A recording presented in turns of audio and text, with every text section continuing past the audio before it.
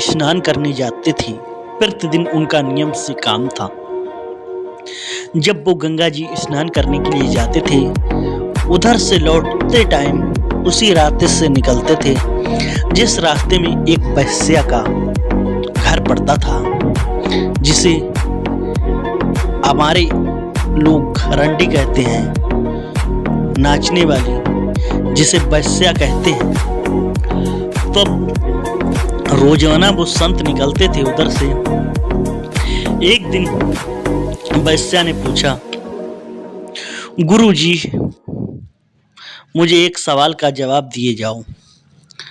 गुरुजी बोले, बिटिया बताओ, क्योंकि हमारी सब माता हैं, बहनें हैं, लोग देखते हैं इन्हें गंदी नजर से, मगर होती नहीं है। फिर क्या होता है? उसने वेश्या ने कहा, गुरुजी मुझे एक सवाल का जवाब दो। सवाल है, गुरुजी आपकी जो दाढ़ी है ये कच्ची है या पक्की? अब गुरुजी सोच में पड़ गए, मैं इसे बताऊं तो क्या बताऊं। तभी गुरुजी बोले, बेटी मैं इसका जवाब कल दूंगा। गुरुजी फिर पहुंचे स्नान करने के लिए, फिर लौटे। फिर उस वेश्या ने रोका, गुरुजी आपने मेरा जवाब नहीं दिया। फिर वेश्या ने पूछा, गुरुजी आपकी दाढ़ी कच्ची है पक्की?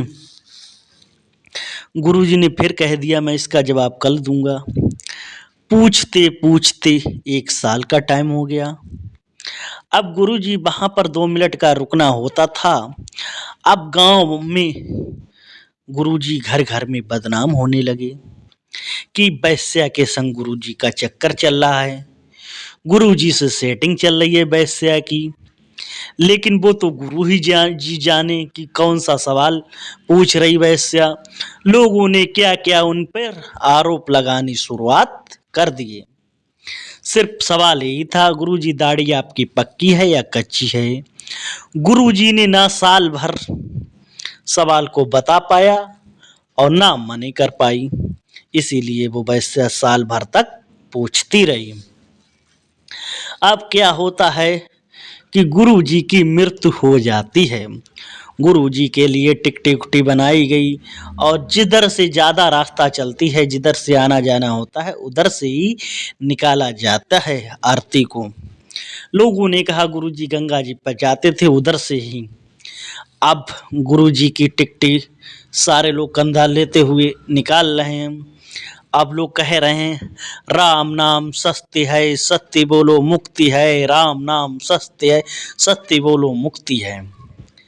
अब वेश्या के घर के सामने से आरती निकली। वेश्या बोली, आज तो गुरुजी जा रहे हैं, गुरुजी से हम पूछेंगे सवाल आज भी कि दाढ़ी कच्ची है या पक्की है। उन्होंने कहा, गुरुजी की आरती को नीचे उतारो टिकटी को। लोगों ने नीचे उतार के रख दी। लोग बोले आज खुलासा होगा। उसने कहा, गुरुजी। लोग बोले, अरे ये तो गुरुजी कह रही है। गुरुजी हम आपसे सवाल को पूछते रहे, आप अगर मने कर देते तब हम कभी ना पूछते। आज जो दिन देखने ना पड़तो। कौन कह रही है? वेश्या। हमने तो गुरुजी आपसे तो जय तो पूछो तो कि आपकी दाढ़ी कच्ची है या पक्की है। आप साल भर तक कात रहे, हम कल बतामई। अगर आप मने कर देते तो हम ना पूछते। अब ये बात सुनकर लोग चक्कर में पड़ गए उनके साथ वाले। अब भैया देखने की बात यह है, गुरुजी टिकटी सहित खड़े हुई है, अपनी मूछ न दाढ़ी पर ताव दो। कई बिटिया तुम हमसे जो पूछती थी आज हम बताए रहे, मेरी दाढ़ी एकदम पक्की है। अब बिटिया कह रही हैं, वो वेश्या कह रही, गुरुजी आप इतनी बात अगर हमें पहले बता देते तो क्या हो तुम। तब गुरुजी कह रहे हैं, बेटी आज मैं अपना ये शरीर छोड़कर जा रहा हूँ, इसलिए आज से मैं इस शरीर से कोई भी काम नहीं कर सकता हूँ। इसलिए मेरी आत्मा यमराज के पास, भगवान के पास जा रही है। आज से मैं आपको बता रहा हूँ, मेरी जो दाढ़ी है पक्की है। इस कहानी का तात्पर्य ये है, बाद में गुरुजी फिर से टिकटी पर लेट गए और फिर से लोगों ने चले गए। लोगों ने ये देखा चमत्कार कि वास्तव में भक्ति में कितनी शक्ति है। जिसको मैं गलत समझता था वो कितनी अच्छी निकली।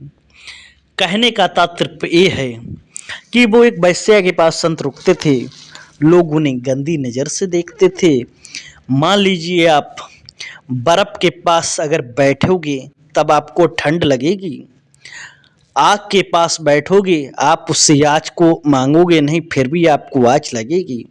कहीं जुआ हो रहा, अगर जुआ के पास खड़े होगे तब भी आप जुआरी कहलाओगे, क्योंकि जुआ देखने वाले भी पकड़े जाते हैं। जब तुम पकड़ो जाओगे तो दो चार तो झापड़ चनकट खाना तो पड़ेंगे आपको। इसीलिए कहते हैं संगत के संग, जैसी संगत करोगे वैसी ही रंगत में। जिसके पास बैठोगे, धर्मात्मा के पास बैठोगे तो लोग धर्मात्मा कहेंगे। पागल के पास कब बैठोगे तो लोग पागल तुम्हें कहेंगे। चोर के पास कहोगे भले ही चोरी ना करो तो आपको चोर कहेंगे। नशेड़ी के पास बैठोगे लोग नशेड़ी कहेंगे। इसीलिए क्योंकि लोगों को क्या मालूम था कि ये वैश्या संत से क्या पूछती थी, लेकिन संत भी सही थे, अपने दिल से वैश्या भी ठीक थी। लोग कहते हैं जिसका जैसा कर्म होता है वैसा ही, लेकिन ऐसा नहीं है। लोग कर्म करते हैं लेकिन गलत नहीं करते हैं। अगर आपको मेरी ये वीडियो पसंद आई हो तो इसे लाइक शेयर, चैनल को सब्सक्राइब करें। फिर मिलते हैं एक नई वीडियो के साथ। जय हिंद, वंदे मातरम।